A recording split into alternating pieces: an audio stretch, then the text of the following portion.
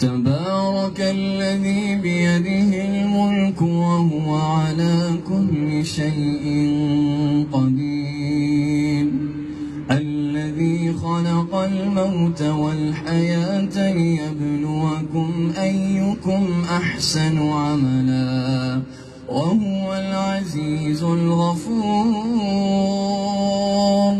الذي خلق 7 سماوات طباقا ما ترى في خلق الرحمن من تفاوت فارجع البصر هل ترى من فطور ثم ارجع البصر كرتين ينقلب إليك البصر خاسئا وهو حسير ولقد زينا السماء الدنيا بمصابيح وجعلناها رجوما للشياطين وأعتدنا لهم عذاب السعير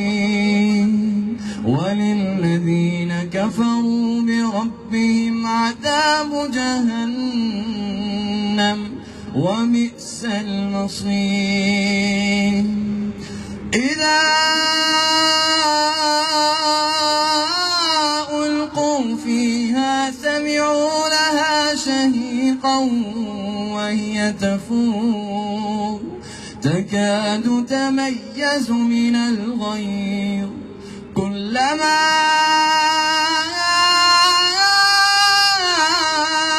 ألقي فيها فوج